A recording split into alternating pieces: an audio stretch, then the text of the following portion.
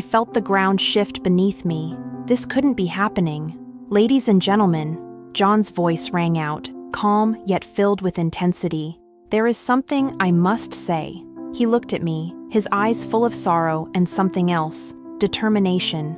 I need to reveal the truth. Chapter 1: Family and Pressure. Being the youngest daughter in a once wealthy family isn't as glamorous as it sounds. Sure, there was a time when we had grand parties, expensive cars, and everything money could buy. But those days are long gone. Now, all that's left is a decaying mansion, hollow echoes of the past, and a family desperately clinging to what's slipping through their fingers.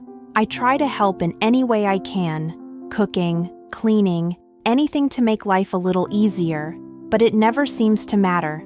In their eyes, I'm just the plain, unremarkable daughter. "You'll never be like Sophia," my mother often says, her voice cold and dismissive. She doesn't even try to hide her disappointment. Sophia is the star of our family. She's beautiful, with a face that can light up a room, and smart enough to charm anyone she meets. Everyone adores her, especially our parents. "She's our only hope," they say, whenever the topic of our family's crumbling finances comes up. Me? I'm just there.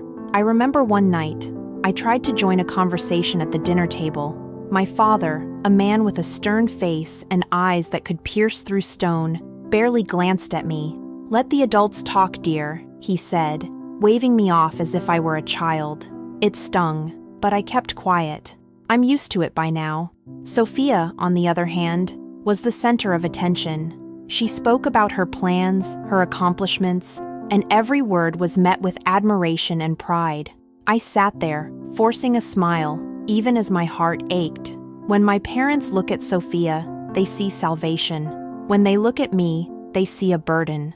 The pressure on Sophia is enormous, but she handles it with grace, or at least that's what everyone thinks.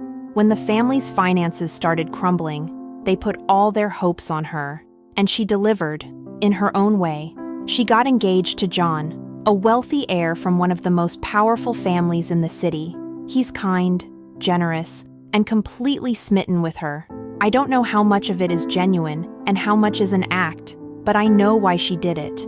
For Sophia, love and marriage are just tools to keep her status and to lift our family out of ruin. It's hard not to feel invisible next to her. Sophia's beauty and charm draw people in like moths to a flame, while I stand in the shadows. Our parents don't say it out loud, but I know they blame me for not being more like her. One afternoon, I overheard my mother talking to my father in hushed tones. "If only she had half of Sophia's looks and brains," she said, referring to me as if I weren't even a person. My father sighed, a heavy sound full of disappointment. "Sophia is our only chance," he replied. I left before I could hear more. I didn't need to. There's a part of me that admires Sophia. She's everything I'm not, confident, dazzling, and strong. But there's another part of me, a darker part, that resents her. It's not her fault that she's the family favorite, but sometimes I can't help but wish things were different. If I were smarter, prettier, more useful, maybe they would see me too. I was in the garden when I first heard about the engagement. Sophia came striding in, her smile wide and triumphant. "I'm getting married," she announced, her voice dripping with pride. Our parents rushed to congratulate her, showering her with praise. I stood at the edge of the crowd, clapping softly, trying to ignore the hollow feeling in my chest. John was their ticket back to wealth and power, and Sophia was their golden girl who made it happen. I didn't matter. I never did. But as I watched her bask in their approval, I couldn't shake the feeling that something was about to change. And deep down, I knew it would involve me in ways I couldn't yet understand. Chapter 2: The Accident and the Unmasking.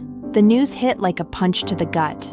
One minute, everything was fine, and the next, our world was flipped upside down. John had been in a car accident. I remember standing in the hallway when the phone rang. My mother answered, her face going pale as she listened. "No, it can't be," she whispered, her voice trembling. Sophia and I exchanged a glance. For the first time in a long time, there was fear in her eyes. Real, raw fear. We rushed to the hospital. The drive felt like it took forever, even though I knew we were speeding. I tried to speak, to ask questions, but nobody was in the mood for answers. Sophia stared straight ahead, her jaw clenched. When we arrived, a doctor pulled us aside. "John survived," he said, his tone serious. "But he has a severe spinal injury. We don't know if he'll ever walk again." The words hung in the air, heavy and suffocating. I couldn't breathe. Sophia, however, was eerily quiet. At first, I thought she was in shock, but as the days passed, it became clear that her silence was something else entirely. The first few days, she tried. She'd visit John, sit by his bed, hold his hand. But her patience wore thin quickly. The longer John remained bedridden, the colder she became. One evening, I came to the hospital and saw Sophia sitting next to John, scrolling through her phone. He was trying to talk to her, his voice weak but hopeful. "Sophia, thank you for being here. I don't know what I'd do without you." She didn't even look up. "It's fine," she muttered, her eyes fixed on the screen. "You'll get better soon." But there was no warmth in her words, no love. After that, Sophia started making excuses. "I'm busy," she'd say. "Work is crazy." She'd come in, stay for 5 minutes, and leave. Eventually, she stopped coming altogether. I overheard her talking to our parents one night. "I can't waste my life like this," she hissed, her voice dripping with disdain. "He's a broken man. What use is he to me now?"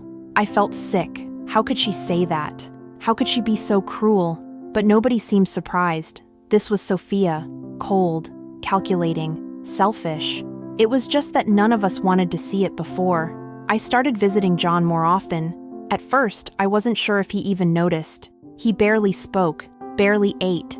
The spark in his eyes was gone, but I couldn't bear to see him like that. He didn't deserve to be abandoned, not like this.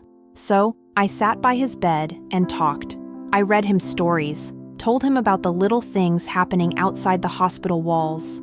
Slowly, he began to respond. He'd ask questions, share memories, even laugh sometimes, though it was a fragile, broken sound. One afternoon, as I was fluffing his pillow, he looked at me and said, "Why are you doing this? You don't owe me anything." I paused, my heart aching at the pain in his voice. "I don't need to owe you anything, John," I replied softly. "You don't deserve to be alone."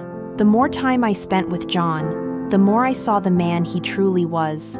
Kind, resilient, trying so hard to keep going, even when everything felt hopeless. I couldn't understand how Sophia could throw him away so easily. But then, Sophia never cared about people. She cared about power, money, status. When John was healthy and wealthy, he was perfect for her. But now, he was just an inconvenience. One day, Sophia came to the hospital, not for John, but to meet someone else. Lucas, John's best friend. Lucas was tall, confident, and carried himself with an air of effortless charm. Sophia's eyes lit up the moment she saw him. I watched from a distance, feeling a pit form in my stomach. She laughed at his jokes, touched his arm, leaned in closer than necessary. It was painfully obvious what she was doing.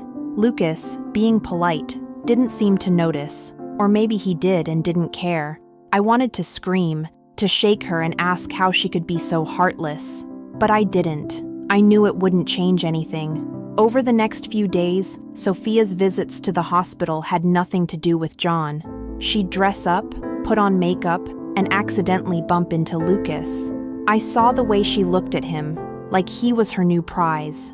In her eyes, John was already forgotten. I felt ashamed to call her my sister, but I kept visiting John. I'd sit by his side, even when he was asleep, just to make sure he wasn't alone, because I couldn't be like Sophia. I wouldn't be like her. The more I saw her true colors, the more determined I became to be different. I didn't know what the future held for John, or for me, but I knew one thing. I wouldn't let him face it alone. Chapter 3. Family Pressure and the Proposal. Sophia didn't waste any time.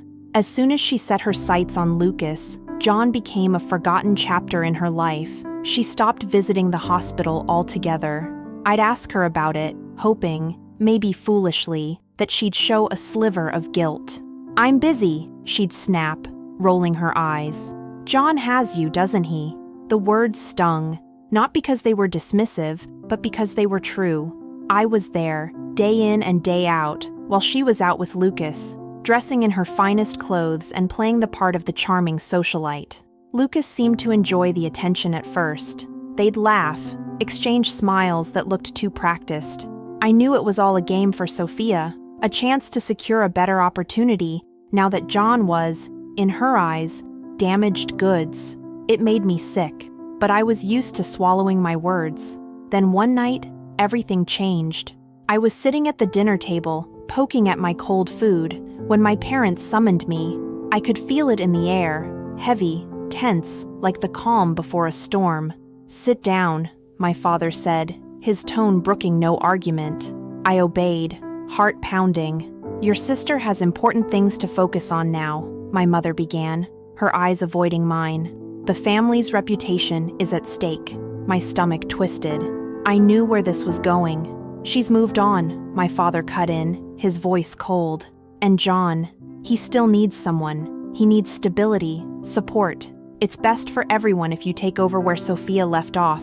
I stared at them, the words sinking in slowly. "Take over?" I echoed, feeling like I'd been punched in the chest. "You want me to marry John?"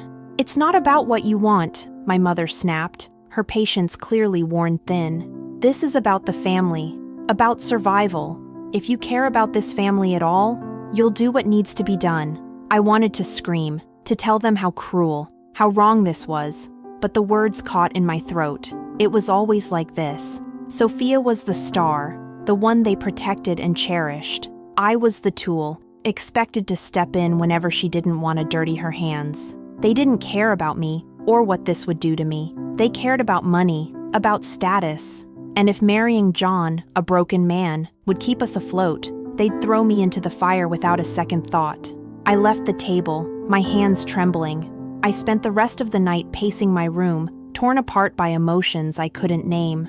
Marrying John wasn't what I wanted. I cared for him, yes, but I didn't love him. Not like that.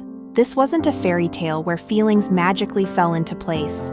He was hurt, vulnerable, and the thought of stepping into my sister's shoes felt wrong on so many levels.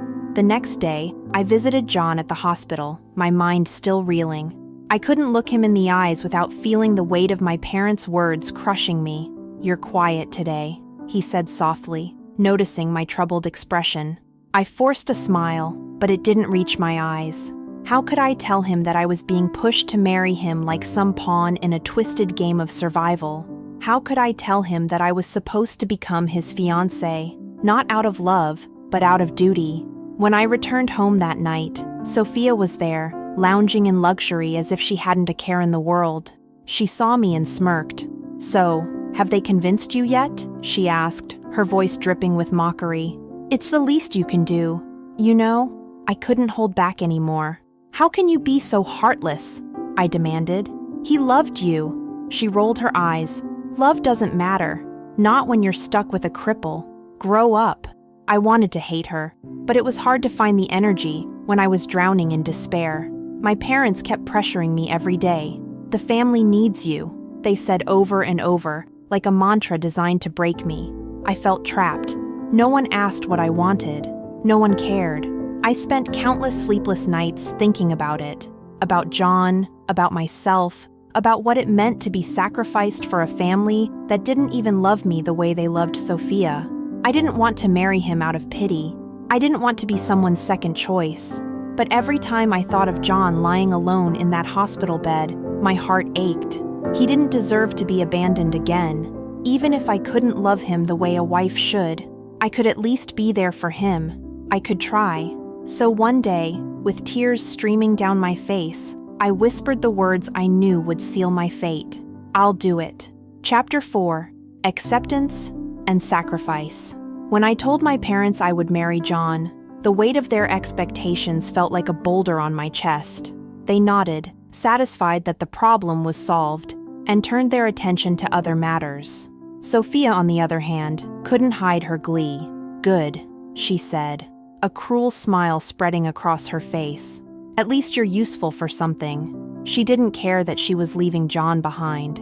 She only cared that her path was clear to chase after Lucas, and chase she did. Sophia was relentless. Every day she made sure to accidentally run into Lucas, wearing her finest dresses and flashing her most charming smile.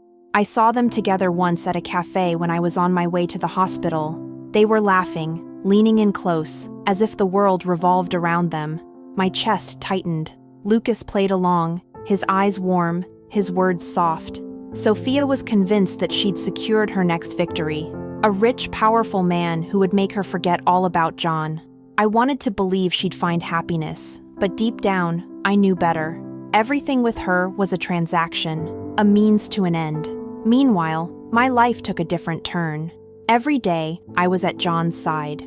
I helped him with his physical therapy, brought him food, and kept him company during those long, quiet hours.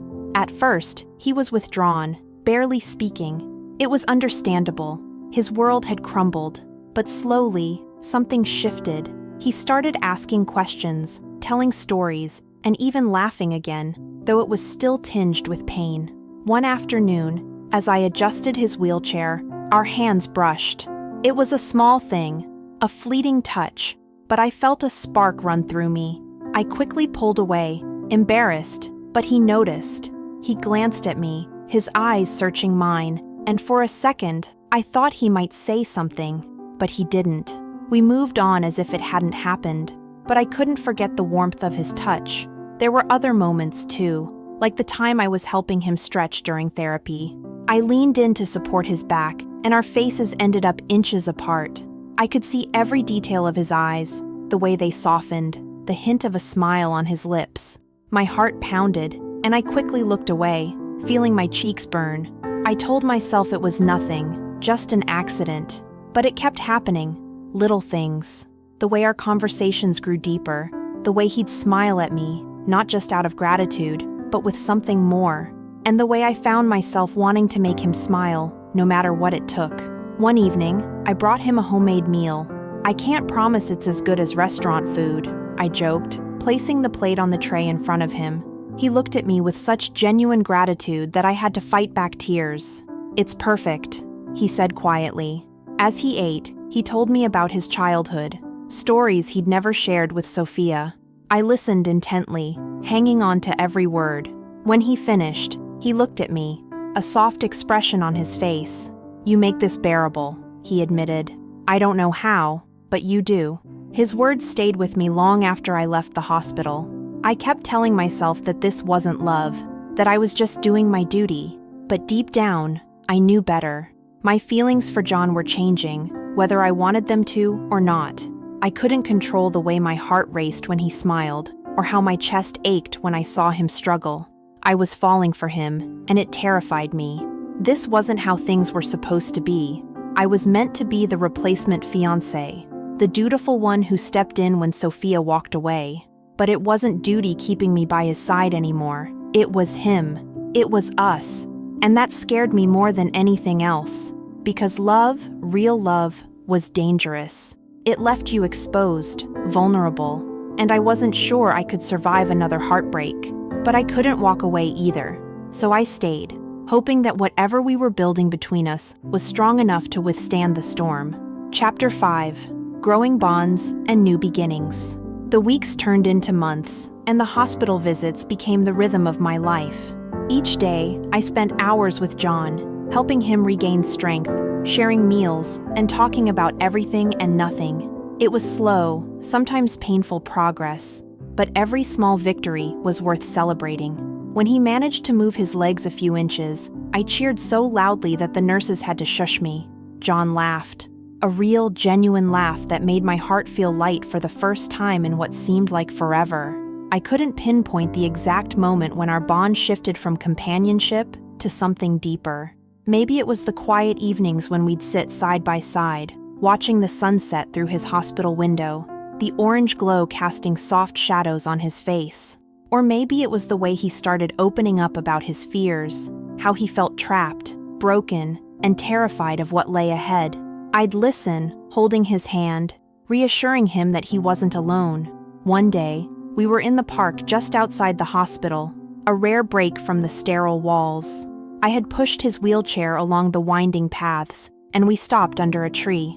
The wind rustled the leaves, and for a moment, everything was peaceful. "You know," he said, looking up at the sky, "I used to think my life was over, that I'd be nothing more than a burden." I knelt beside him, placing my hand over his. "You're not a burden," I whispered, my voice steady but my heart pounding. "You never were." He turned to me, his gaze intense. "It's because of you," he said softly. "You made me believe there's still something to fight for." I couldn't breathe.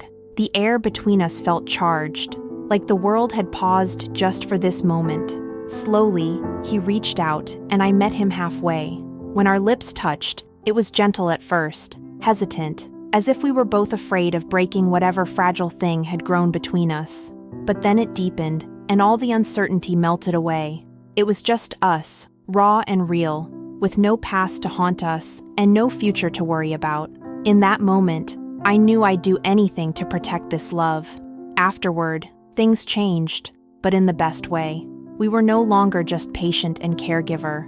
We were partners, facing whatever came next together. John's progress continued, slow but steady. We talked about dreams, about the life we wanted to build. He still had his dark days, moments when the weight of everything threatened to crush him, but I was there, and he knew he wasn't alone. One evening, as we sat together in the small hospital garden, John took my hands in his. "I never thought I'd feel this way again," he said, his voice thick with emotion. "You've given me back my hope, my life, and I don't want to face any of it without you." He slipped a simple ring onto my finger. "Will you marry me?" Tears welled up in my eyes as I nodded. "Yes," I whispered. 1,000 times yes. But life, as always, had a way of complicating things. Just as our love story was beginning, Sophia's relationship with Lucas reached a fever pitch. They were inseparable, fiery, passionate, like a flame that burned too hot. I heard whispers of their grand nights out, the way they lit up every room they entered. To everyone else, they seemed perfect together. Then came the day they announced their engagement. Sophia made a show of it, of course, dressed in an extravagant gown, sparkling with jewels. Lucas proposed in front of a crowd, and she accepted with a laugh that was both triumphant and cruel. "We've always belonged together," she declared, casting a glance in John's direction. There was something in her eyes, defiance maybe, or victory. John remained calm, though I saw the tension in his jaw. "Congratulations," he said, his voice steady. "If that's what you both want, I wish you happiness." It was a clean break, no lingering bitterness, no grudges, just an end to one chapter and the start of another. But I couldn't help feeling like it wasn't the end of Sophia's scheming. The way she looked at me, the way her lips curled when she thought no one was watching, it made me uneasy, but I pushed it aside. For now, all that mattered was the man beside me and the promise of a future we'd build together. Chapter 6. The Wedding Day and the Unveiling of Truth. The wedding day was a spectacle. 2 couples, 1 grand event. It was the kind of lavish affair that everyone in town would talk about for months, maybe years. My heart pounded in my chest as I walked down the aisle, arm in arm with John. He looked at me with those steady, reassuring eyes, and for a moment, the chaos of my life felt bearable. Sophia, as expected, made a dramatic entrance with Lucas. She wore a gown that sparkled like 1,000,000 stars, basking in the attention she craved. Lucas stood beside her, playing the part of the wealthy groom-to-be with practiced ease. The ceremony began. Vows were exchanged, promises spoken. I felt the weight of every word as John slipped a ring onto my finger. I loved him, I truly did, but I never expected what happened next. As the officiant prepared to pronounce us husband and wife, John took a deep breath and stepped back. The crowd murmured, confusion rippling through the guests. Slowly, deliberately, he stood up, completely, without any sign of weakness. Gasps echoed around the room. I felt the ground shift beneath me. This couldn't be happening. "Ladies and gentlemen," John's voice rang out, calm yet filled with intensity. "There is something I must say." He looked at me, his eyes full of sorrow and something else, determination. "I need to reveal the truth." He turned to the crowd. My injury was a lie. I am not paralyzed. This entire time, I've been testing the loyalty and love of those closest to me. You see, I needed to know if I was valued for who I am, or for my money. The room was deadly silent. And Sophia, he said, turning to my sister, you failed. Sophia's face went pale, her hands clenched at her sides. What? What are you saying? She demanded, her voice shaking. This is some kind of sick joke, right? John shook his head. I'm afraid not. He gestured to Lucas, who stepped forward, a sheepish expression on his face. Lucas isn't who you think he is. He's not a wealthy man. He's a struggling actor, one I hired to see how far your greed would go. Sophia's mouth dropped open. She turned to Lucas, her eyes wide with shock and betrayal. Tell me this isn't true, she whispered, desperation lacing her voice. Tell me you're not just some actor. Lucas hesitated, then nodded. It's true. I'm sorry, Sophia. He swallowed hard. But I wasn't pretending about everything. I actually did fall for you. Her expression twisted, rage overtaking her features. You fell for me? She spat, her voice venomous. Do you think I care about that? How much money do you even have in your account, huh? She laughed bitterly, her face contorting with disgust. I wasted my time on a pathetic nobody. Lucas flinched, hurt flashing across his face, but he said nothing. The guests watched in stunned silence as Sophia's fury turned to humiliation. She pushed past him, stumbling slightly in her extravagant dress. I will not stand here and be humiliated like this, she screamed, tears streaming down her face. Then she stormed out, leaving a wake of stunned murmurs behind her. I wanted to feel pity for her, but I couldn't, not after everything. The room was still reeling when John turned to me. He took my hands, his grip warm and steady. I'm sorry for all the lies, he said softly. But the one thing I've never lied about is how I feel about you. You've shown me what true loyalty and love are. Thank you for staying by my side when I didn't deserve it. My chest ached with emotion, but before I could respond, my parents stepped forward. My mother's eyes were cold, her mouth set in a thin line. You, she hissed, pointing a trembling finger at me. You've ruined everything. You stole what was meant for your sister. You're nothing but a disgrace. I felt the sting of her words, but this time, I couldn't stay silent. I've done everything you asked, I said, my voice trembling but strong. I've sacrificed my happiness, my life, everything, for this family. And all you ever did was use me, ignore me, treat me like I was worthless. Well, no more.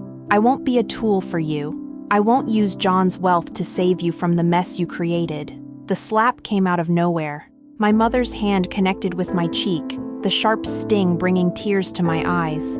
Gasps echoed around the room. John stepped in front of me instantly, shielding me from her.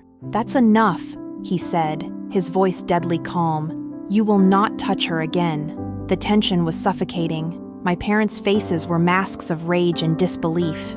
The wedding was in chaos, guests whispering, judgmental eyes everywhere. John took my hand, his grip firm and unyielding. Let's go, he said quietly. I nodded. We turned and walked away from the ruins of what should have been a happy day, leaving behind the shattered pieces of my family and a past I was finally ready to let go of. Chapter 7: A Grand Celebration and a New Beginning. A few weeks later, John and I stood beneath a stunning archway adorned with flowers, surrounded by hundreds of guests. This time, the celebration was ours alone. A grand wedding filled with music, laughter, and joy. Light danced off crystal chandeliers, and every table was a testament to the love and hard work poured into this day. As I walked down the aisle, I met John's gaze. His eyes were full of warmth and pride. When I reached him, he took my hands, and all the noise around us faded.